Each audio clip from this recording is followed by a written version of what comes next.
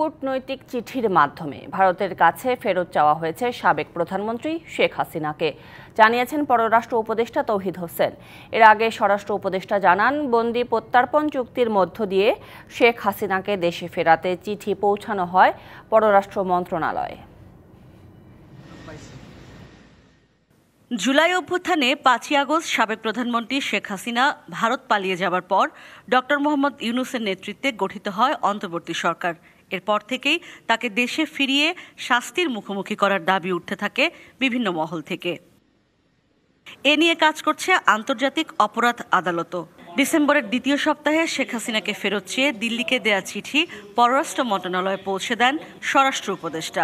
সোমবার সকালে এক অনুষ্ঠানে তিনি জানান, বন্দি প্রত্যার্পণ চুক্তির আওতায় তাকে দেশে ফেরানোর আশা করে বাংলাদেশ।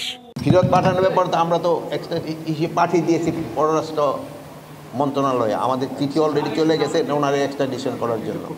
এটা প্রক্রিয়াধীন আছে। আমাদের সাথে তো ওনাদের এক্সট্রাডিশন ট্রিটি একটা আছেই,